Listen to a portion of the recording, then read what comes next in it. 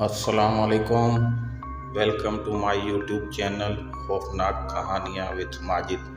Title और thumbnail से आपने अंदाज़ा लगा लिया होगा कि स्टोरी किस बारे में है। चैनल पर नए आने वालों से गुजारिश है कि चैनल को सब्सक्राइब करें और बेल आइकॉन को प्रेस करें ताकि हमारी नई आने वाली वीडियो का नोटिफिकेशन आप तक पहुंच सके। हिंदुस्तान से जो लुटे पुटे काफिलों की सूरत में हम पाकिस्तान के सरजमीन पर पहुँचे तो बेख्तियार मैं और मेरी बीवी शाज़मा इस मिट्टी पर सजदा रेज़ हो गए और हमारी आँखों से बहते तशक्कुर के आंसू अपने रब के हजूर गिरकर उसका शुक्र अदा करने लगे। इस धरती तक पहुँचने के सफ़र में मेरा कीमती सासा मुझसे बहुत दूर हो चुका था, जिसके पैरों तले जन्नत और जिसकी मौजूदगी धूप में घने शजर की मांद है। मेरे माँ बाप जिनको हिंदुओं ने बेरहमाना तौर पर कत्ल कर दिया था। जिस वक्त मैंने और मेरी बीवी शाज़मा ने इस धरती पर कदम रखा था, हमारे वजूद सूखे पत्तों की मांद लर्ज रहे थे। हमारे कदमों ने हमारे वजूद को मज़ीद सहारा देने से इनकार कर दिया था। हम दोनों वहीं दो जानों बैठकर अपने वतन की मिट्टी को अपने हाथों में लेकर अकीदत से चूम रहे थे और फिर रब की बारगाह में शुक्र का तराना पढ़ते हुए अपनी मंजिल की जानिब चल दिए। हमारे हिस्से में जो घर आया था वो एक मंजिला इमारत पर मुश्तमिल था। बड़ा सा जंग आलूद दरवाज़ा जिसको खोलते ही चरचराहट की आवाज़ ने माहौल में अजीब सा अरताश पैदा कर दिया था। बड़ा सा सहन था जिसका फर्श काफ़ी टूटा फूटा सा था। सहन की दीवारों से उखड़ा प्लस्तर और उनसे झांकती हुई सीमेंट की ईंटें वहाँ के मकीनों की हालत ज़ार बयान कर रही थी। सहन में लगे नीम के दरख्त और बरगद के दरख्तों की ज़मीन को छूती चोटियाँ उन दरख्तों की उम्र रसीदगी ज़ाहिर कर रही थी। सामने की जानिब दो कमरे बने हुए थे। एक कमरा काफ़ी बड़ा था जबकि उसके बराबर वाला कमरा काफ़ी छोटा था, जिसमें काठ का बाड़ का सामान पड़ा हुआ था। ऐसा मालूम होता था कि वहाँ के मकीनों ने उसको स्टोर रूम बनाया हुआ था। उस स्टोर रूम के बराबर ही छोटा सा बावर्ची खाना था जो इस कदर तंग था कि वहाँ दो लोगों से ज़्यादा खड़े होने की गुंजाइश न थी। सहन के एक कोने बनी बालाई मंजिल की जानिब जाती गोल मेहराबी लकड़ी की सीढ़ियाँ, जिन पर कदम रखते ही वो एहतजाजी तौर पर चूँ-चराँ करने लगी थी। सीढ़ियों की खस्ता हालत के पेश नज़र मैं सीढ़ियों पर संभल कर कदम रखने लगा। ऊपर हालनुमा बड़ा सा कमरा था। उस हालनुमा कमरे के एक कोने में पत्थर का चबूतरा बना हुआ था, जिस पर पत्थर का बड़ा सा बुत रखा हुआ था। उस बुत के साथ ही छोटी छोटी मूर्तियाँ रखी हुई थी जो इस बात की निशानदेही कर रही थीं कि ये जगह पहले हिंदुओं की रिहाइशगाह थी। सामने ही एक बड़ी सी बालकोनी नज़र आ रही थी। मैं उस बालकोनी में आ गया जहाँ से बाहर का मंजर साफ नज़र आ रहा था। शाम होने वाली थी। हर तरफ अजीब सी खामोशी छाई हुई थी। मेरी नज़र घर के सामने बने मंदिर पर पड़ी, जिसकी हालत नहायत ही उपतर थी। मैं गौर से मंदिर का जायज़ा लेने लगा। उस मंदिर में रखी मूर्तियों को मसमार कर दिया गया था। मैं काफ़ी देर बालकोनी में खड़ा इधर उधर का नज़ारा करता रहा। जहाँ मेरा घर था वो जगह काफ़ी सुनसान थी। मेरे घर के अतराफ में काफ़ी झाड़ियाँ थी। मैं पलटकर वापस उस हालनुमा कमरे में आ गया। नीचे से सहन से आती शाज़मा की बातों की आवाज़ पर मैं नीचे चला आया, जहाँ वो एक लड़की से सहन में खड़ी मुस्कुराकर बातें कर रही थी। फयाज़, ये सीता है, यहीं हमारे घर से थोड़ा आगे फासले पर रहती है। शाज़मा मुझे मुखातिब करते हुए बोली। साड़ी ज़ेब तन किए हुए, बड़ी बड़ी आंखों में काजल लगाए हुए वो लड़की मुझे मुस्कुराकर देखने लगी। मैं यहाँ सामने मंदिर आई तो मुझे लगा इस घर में नए नए लोग आए हैं तो मैं मिलने चली आई। वो मुस्कुराकर बोली, अब चलती हूँ मैं। वो हाथ हिलाते हुए वापस पलट गई। शाज़मा, क्या ज़रूरत थी इस तरह से किसी अजनबी को अंदर बुलाने की? उस लड़की के जाते ही मैं शाज़मा पर बरस पड़ा। मैं क्या करती फयाज़, वो खुद आई है। पर फिर भी तुम एहतियात किया करो, मैं उसे समझाते हुए बोला। अच्छा, मैं पूछ रही थी कि उस कमरे का क्या करना है। वो स्टोर रूम की तरफ इशारा करते हुए बोली, उसको तुम यूं ही रहने दो, ये बड़ा कमरा साफ़ कर लो, मैं और तुम कर लेंगे साफ़ जब उसकी ज़रूरत होगी। मेरे कहने पर शाज़मा कमरे की सफाई करने चल दी। हम दो ही लोग थे। कल को जब बच्चे होते तो उस कमरे को देख लेते। अभी तो हम मियाँ बीवी के अलावा और कोई ना था। वो कमरा भी बहुत बड़ा था। वैसे भी मुझे सबसे पहले कोई नौकरी ढूंढनी थी ताकि घर की दाल रोटी चल सके। उसके बाद ही घर की हालतदार को बेहतर बनाया जा सकता था। मैं सैन में खड़ा आने वाले कल के बारे में सोच रहा था। रात तक कमरे की हालत पहले से बेहतर कर दी थी शाज़मा ने। हम उस कमरे के फर्श पर चादर बिछा कर लेट गए थे। थकन इतनी ज़्यादा थी कि लेटते ही आंखें नींद से बंद हो गई। दूसरे दिन नाश्ते के बाद मैं तलाशे रोज़गार के लिए निकल गया और थोड़े ही दिन बाद एक दफ्तर में मुझे क्लर्क की नौकरी मिल गई। शाज़मा मेरी नौकरी से बहुत खुश थी। हम दोनों का था ही कौन एक दूसरे के अलावा इस दुनिया में। रात जब वो बिस्तर पर लेटती तो अपनों की याद से अपने तकिए को भिगोती। उसके अपने भी हिंदुओं की सफाकियत की भीड़ चढ़ चुके थे। ऐसे में मेरे पास उसे तसल्ली देने के सिवा कुछ ना होता था, मगर बाज़ औक़ात उसको तसल्ली देते देते मेरा ज़ब्त भी टूट जाता था। हम दोनों का गम एक जैसा था। हम दोनों ने ही अपने प्यारों को खोया था, मगर इस बात का इत्मीनान था कि आज हम अपने वतन में हैं जहाँ आज़ादी से ज़िंदगी बसर कर सकते हैं। हमें सुख का सांस नसीब था। आज शाम मैं दफ्तर से वापस आते हुए जैसे ही घर की गली में दाखिल हुआ, मेरी नज़र घर की बालकोनी में पड़ी। ऐसा मालूम हो रहा था जैसे वहाँ कोई खड़ा था। हवा से उड़ता सुर्ख आंचल में बुरी तरह से चौंका। शायद शाज़मा हो। वो जो कोई भी थी उसकी पुश्त नज़र आ रही थी। मैं उसका चेहरा नहीं देख पा रहा था। मैं घर के अंदर दाखिल हुआ तो सामने ही शाज़मा नीले सूट में खड़ी चाय बना रही थी। मैं तेज़ी से ऊपर आया, मगर बालकोनी में कोई भी नहीं था। मैं परेशानी से इधर उधर देखने लगा, क्योंकि मैंने खुद भी घर में दाखिल होने से पहले यहाँ किसी को खड़े देखा था। मैं सोचों में गुम नीचे चला आया कि घर के कदम रखते ही मेरे कदम जैसे किसी ने जकड़ लिए हों। नीम के दरख्त के पास पड़ी ढेरों गुलाब की पत्तियों ने मुझे ताज्जुब में डाल दिया था। ये कहाँ से आई? अभी मैं उन पत्तियों पर गौर ही कर रहा था कि शाज़मा की आवाज़ पर मुतवज्जो होकर उसे देखने लगा। कहाँ हैं? कब से आवाज़ें दे रही हूँ कि चाय पी लें। शाज़मा मेरा बाजू हिलाते हुए बोली, हाँ चलो। मैं उसके साथ जाते हुए बोला, मगर पलटकर मैंने दोबारा उन पत्तियों की जानिब देखा, मगर ये क्या, वो पत्तियाँ अब वहाँ नहीं थीं। मैं गायब दिमागी से शाज़मा के साथ अंदर चला गया, मगर मेरा दिमाग सारा वक्त उन पत्तियों में अटका रहा। रात के किसी पैर मेरी आँख अजीब सी आवाज़ पर खुली, जैसे कोई बातें कर रहा हो। मैं कान लगाकर गौर से उन बातों को सुनने लगा। ऐसा लगता था कि 2-3 लड़कियां आपस में मिलकर मऊ गुफ्तगू हों। मैं उठकर सैन में चला आया। वो आवाज़ें ऊपर की मंजिल से आ रही थीं। अभी मैंने सीढ़ियों पर कदम ही रखा था कि शाज़मा की आवाज़ पर उसे पलटकर देखने लगा। कहाँ जा रहे हो? कहीं नहीं, बस ऐसे ही नींद नहीं आ रही थी। मैं उसे टालते हुए बोला, मुझे जगा देते, तबीयत तो ठीक है। मैं अपनी शरीके हयात की फ़िक्रमंदी पर मोहब्बत से मुस्कुरा दिया। हाँ हाँ, सब ठीक है, चलो अंदर।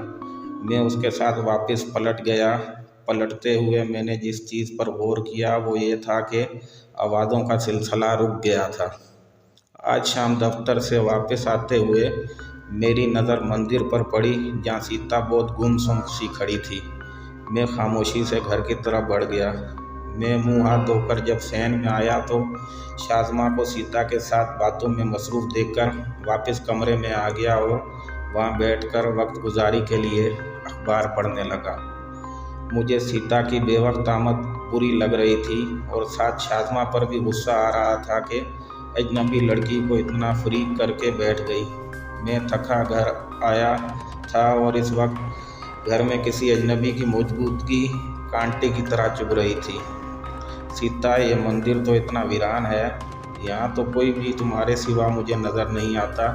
शाज़मा के सवाल पर मेरी समातें सीता के जवाब की मुंतज़िर थी, क्योंकि उस मंदिर को देखकर अक्सर मेरे ज़हन में भी यही सवाल आता था। मैंने भी वहाँ सीता के अलावा अब तक किसी को आता नहीं देखा था। एक वक्त था बाजी, ये मंदिर बहुत रौनक वाला हुआ करता था। यहाँ पर हर वक्त लोगों की भीड़ हुआ करती थी। इस जगह पर सब ही लोग दूर दूर से आते थे, मगर शांति के साए ने सब खत्म कर दिया। सीता उदासी से बोली। मैं बहुत गौर से सीता की बातें सुन रहा था। कैसा साया सीता? बाजी, यहाँ थोड़ा दूर एक औरत रहती थी, शांति नाम की, बेहद हसीन व जमील थी। सुना था वो जवान रहने के लिए जवान लड़कियों की भेंट चढ़ाया करती थी। वो अक्सर रातों में उस मंदिर में नज़र आती थी। मंदिर की पिछली साइड पर एक वीरान सी जगह है, जहाँ किसी का आना जाना नहीं होता। वो वहाँ बैठकर अपना अमल करती थी, और ना जाने उस औरत ने कितने लोगों की भेंट चढ़ाई। तो क्या किसी ने औरत को पकड़ा नहीं सीता? नहीं, क्योंकि किसी को उस पर कभी शक ही नहीं हुआ था। ये तो जब लड़कियां गायब होना शुरू हुई, तब लोगों को महसूस हुआ कि उनकी लड़कियां मंदिर जाती तो हैं, पर वहाँ से गायब हो जाती हैं। पता चला कि वो वहाँ आने वाली लड़कियों को शरबत में या किसी भी चीज़ में नशावर दवा मिलाकर उनको दे देती थी। वो बस मौके की तलाश में होती थी। पहले उन लड़कियों से दोस्ती करके अपना एतमाद कायम कर लेती थी, बाद में उनकी जान ले लेती थी। इस मंदिर से सब डरने लगे थे। लोगों ने यहाँ आना छोड़ दिया था। बहुत सौ को तो कर्म में डूबी हुई आवाज़ें भी सुनाई देती हैं। वो तो तुमको डर नहीं लगता? तुम क्यों जाती हो उस मंदिर में? और वो शांति अब कहाँ है? शाज़मा ने डरते हुए उससे एक ही सांस में सब सवाल पूछ डाले। नहीं, मुझे डर नहीं लगता, वो हंसकर बोली। और वो शांति का बहुत बुरा अंजाम हुआ था। उसके घर में एक रात खुद ब खुद आग लग गई थी, जिसकी वजह से वो जलकर मर गई थी। बुराई का अंजाम हमेशा बुरा ही होता है, शाज़मा अफसोस से बोली। अच्छा, मैं चलती हूँ, बहुत देर हो गई। वो शाज़मा से इजाज़त लेते हुए पलट गई। मैं भी उसके जाते ही सैन में चला आया। फयाज, सुना आपने सीता क्या बता रही थी? शाज़मा मुझे देखते हुए बोली। हाँ सुना है। अब चाय मिलेगी? मैं उसकी बात के जवाब में बोला। दर हकीकत मैं उसका ध्यान बटा रहा था। मैं नहीं चाहता था कि वो ज़्यादा सीता की बात को सोचे। मैं चाय लेकर ऊपर चला आया। मैं बालकोनी में खड़ा भी इधर उधर ही देख रहा था कि मेरी नज़र सामने मंदिर की जानिब पड़ी, जहाँ सीता खड़ी हुई थी। और थोड़ी देर बाद वो मंदिर से निकलकर उसकी पिछली तरफ जाने लगी। मैं बहुत गौर से उसे देख रहा था। अब वो मुझे नज़र नहीं आ रही थी, मगर कोई थोड़ी देर बाद वो वापस आती दिखाई दी। वो वापस मंदिर की तरफ जा रही थी। मेरे वजूद में गुस्से की लहर दौड़ गई कि मेरी बीवी को उल्टी सीधी कहानियाँ सुना रही है। मुझे तो खुद ही ये शांति लग रही है, और शाज़मा भी बहुत बेवकूफ़ है जो इसकी बातों में आ गई। मैं शाज़मा की अक्ल पर मातम करते हुए नीचे आने लगा कि अचानक मेरी समातों में कह गूंजे। मैंने तेज़ी से पलट कर देखा, मगर वहाँ कोई भी न था। मैं सर झटकते हुए पलटने लगा कि एक बार फिर नुस्वानी हंसी की आवाज़ आई। अब की बार ऐसा लगा था कि 2-3 लड़कियाँ मिलकर हंसी हों। पूरा हाल सुनसान था, किसी का वजूद नहीं था। मैं सर को झटकता हुआ नीचे चला आया। मेरे मना करने के बावजूद भी शाज़मा सीता को अंदर आने देती थी।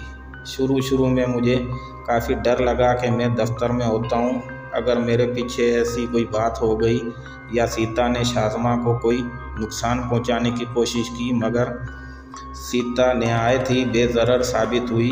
वो तो रोज़ शाम में शाज़मा से बातें करके चली जाती। मुझे अब अपनी सोच पर हंसी आ रही थी कि मैं सीता को ही जादूगरनी बोल रहा था। आज मुझे देर हो जाएगी दफ्तर से आते हुए, कुछ काम है साहब को, सुबह में घर से निकलते हुए शाज़मा से बोला। दफ्तर में काम के दौरान वक्त का अंदाज़ा ही नहीं हुआ। वापसी में काफ़ी देर हो गई। मैं जल्दी जल्दी घर की जानिब कदम बढ़ा रहा था कि टटक कर रुक गया। मंदिर के पास मुझे कोई खड़ा नज़र आया और फिर वो तेज़ रफ्तारी से मंदिर की पिछली जानिब चला गया।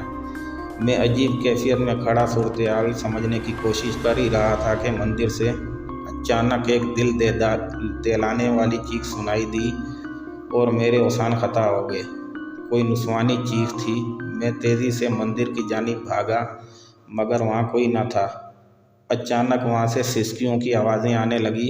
ऐसा लग रहा था कि बहुत सारी लड़कियाँ मिलकर रो रही हों।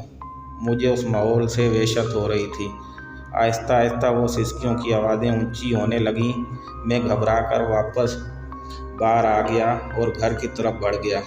घर में दाखिल हुआ तो किचन से कोई हाथ में ट्रे लिए नमूदार हुआ और आहिस्ता आहिस्ता सर झुकाते सैन में बनी सीढ़ियों की जानिब बढ़ गया। वो कोई औरत थी। मैं ठीक तरह से उसका चेहरा नहीं देख पाया था। मेरी जगह अगर कोई और होता तो खौफ से उसका दिल बंद हो जाता। मैं फितरतन काफ़ी बहादुर हूँ। मैं हिम्मत जमा करके उसके पीछे चल दिया। ऊपर का मंजर देखकर मेरी आंखें हैरत व खौफ से फैल गई थी। कुछ अजीब ही मंजर था।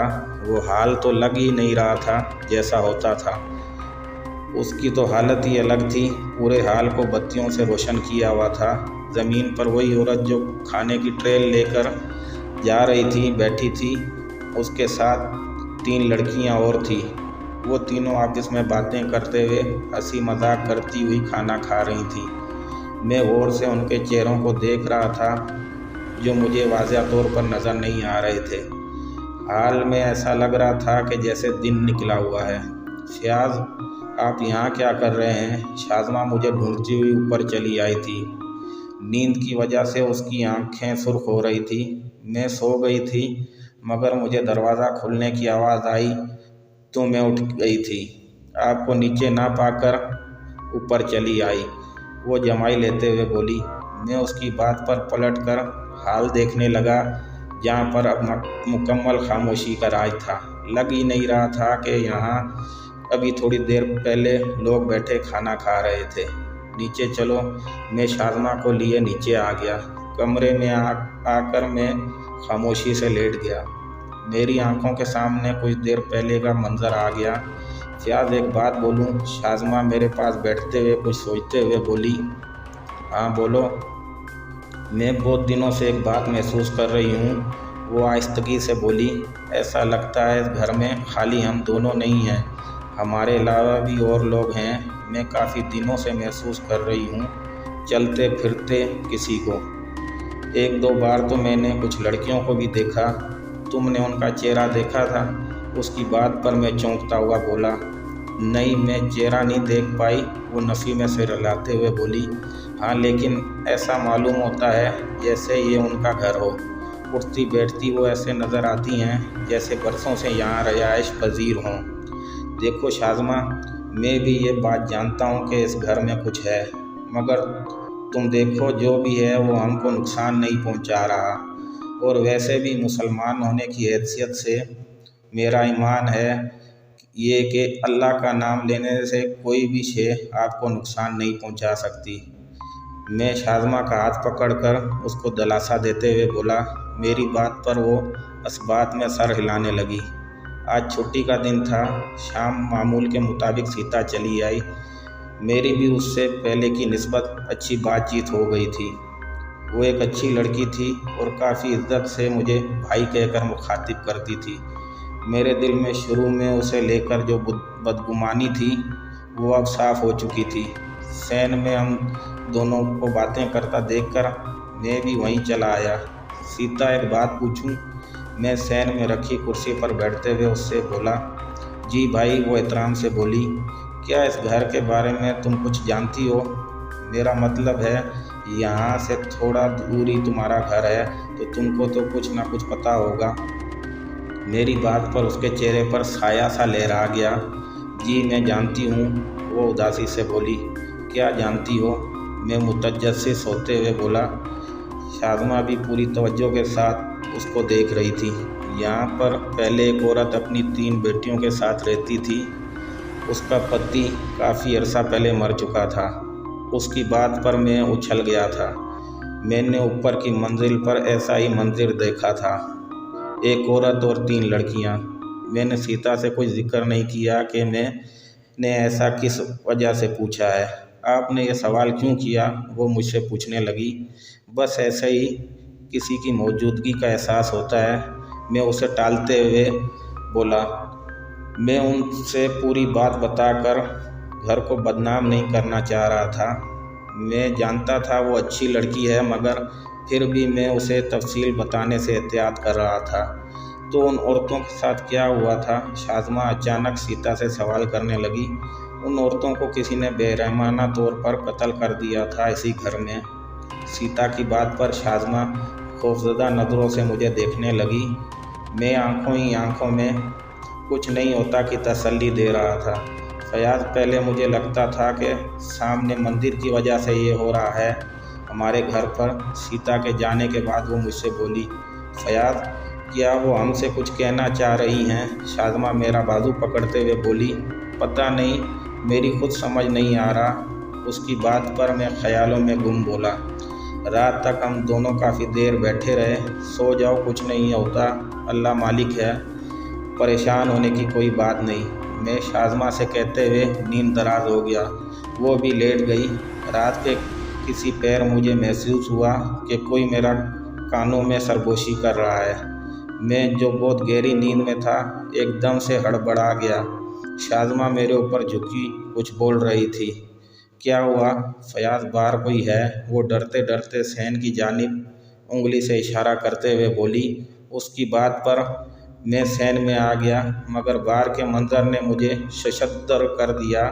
स्टोर से रूम से आती आवाज़ों पर मैं अभी उसकी जानिब बढ़ने ही वाला था कि मेरी आंखों ने अजीब मंजर देखा।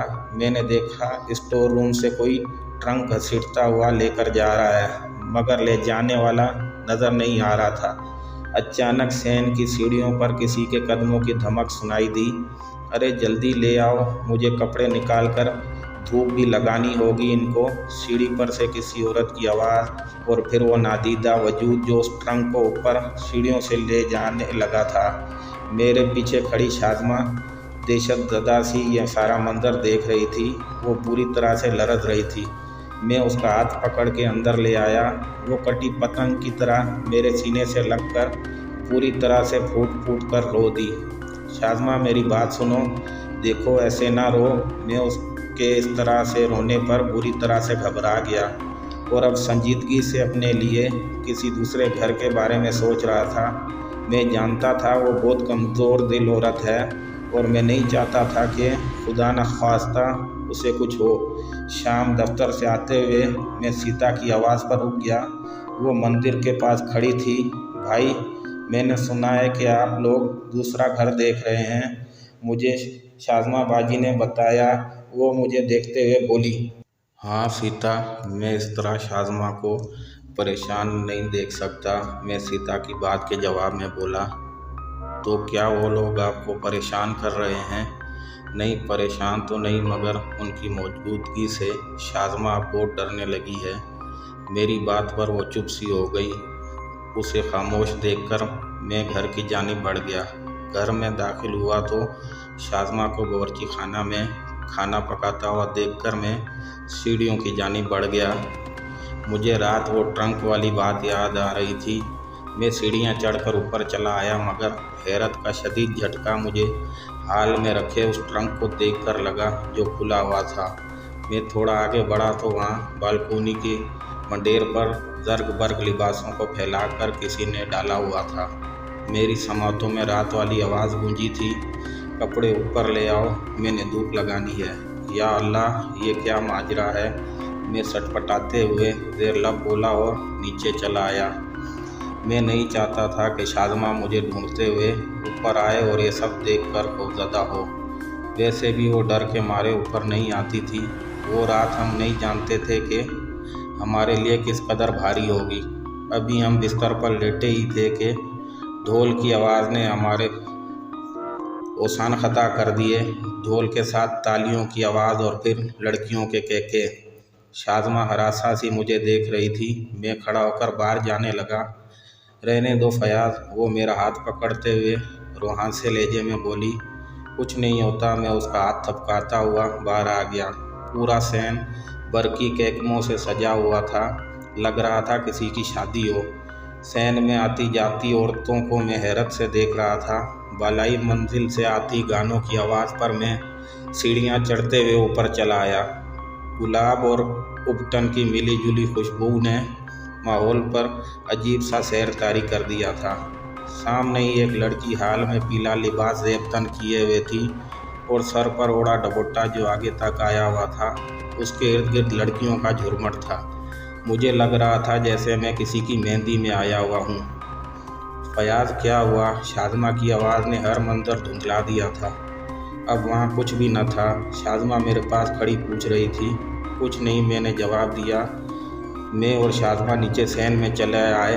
हम दोनों की निगाह नीम के दरख्त पर पड़ी जिसके नीचे गुलाब की पत्तियाँ पड़ी थी, जिन्हें देखकर लग रहा था जैसे किसी का इस्तकबाल किया गया हो। इन गुलाब की पत्तियों से मैं आज दफ्तर नहीं गया।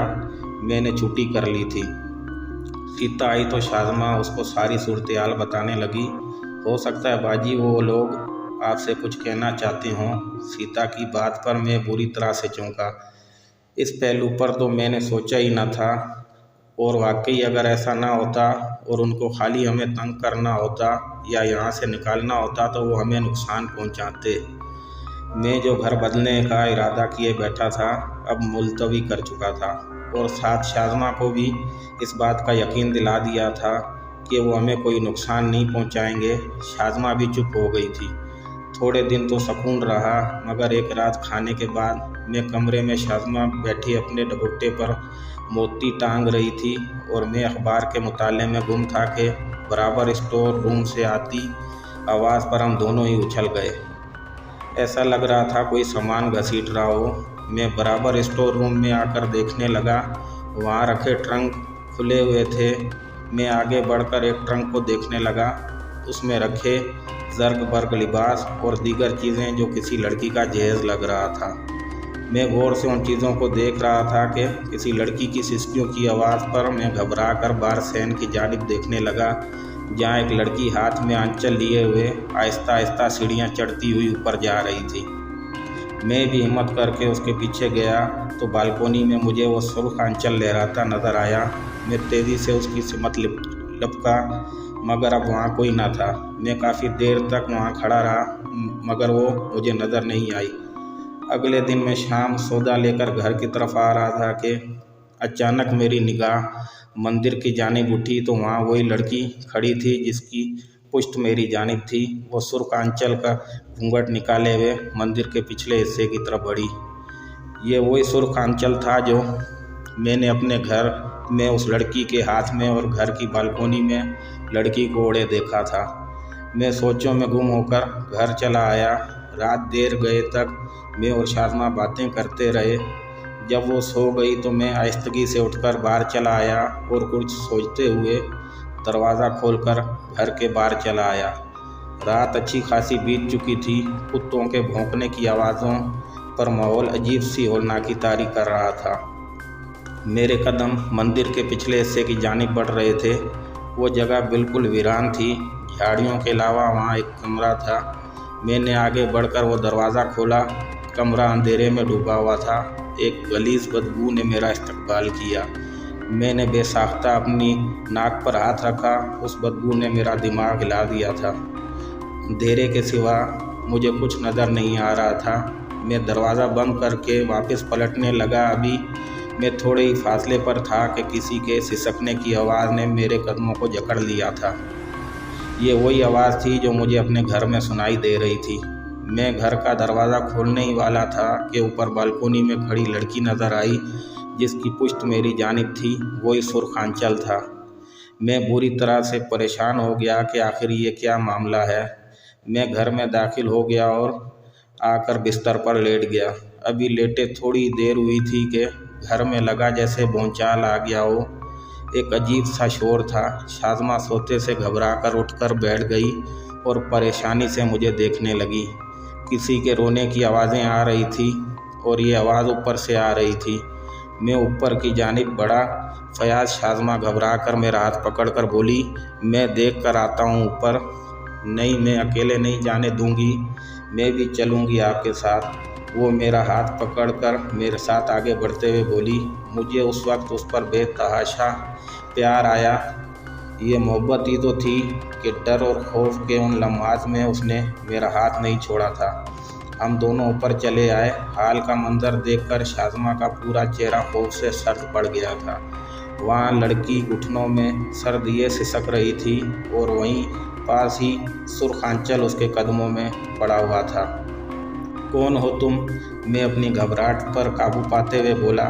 उसने सर उठाया तो हैरत से मेरी और शाज़मा की आंखें फट गईं। वो कोई और नहीं, सीता थी। सीता तुम? शाज़मा सरसराती आवाज़ में बोली। हाँ, मैं सीता। वो बोली, मैं यहाँ अपनी माँ और 2 छोटी बहनों के साथ रहती थी। मैं सबसे बड़ी थी। हम इस घर में हंसी खुशी ज़िंदगी बसर कर रहे थे। मैं रोज़ाना सामने मंदिर जाया करती थी, मगर शांति की बुरी नज़र ने मुझे और मेरे घर को उजाड़ डाला।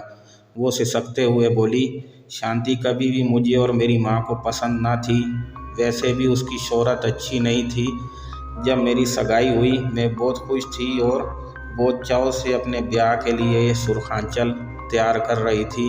वो हसरत से उस दबोटे को देखते हुए बोली, मेरे ब्याह के दिन करीब आ रहे थे और शांति ने हमारे घर आना जाना शुरू कर दिया था और वो बढ़ चढ़कर मेरे ब्याह की तैयारियां कर रही थी। शुरू में तो उसका आना माँ को बहुत नागवार लगा, मगर उसने अपनी मोहब्बत से सबको राम कर लिया।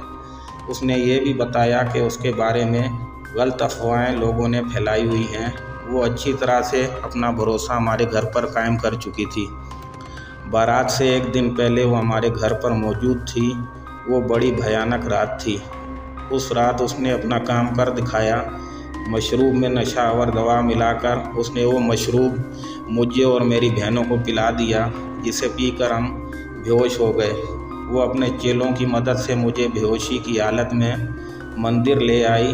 मैं नीम बेहोश थी और उसने मंदिर में देवता के आगे मेरी भेंट चढ़ा दी।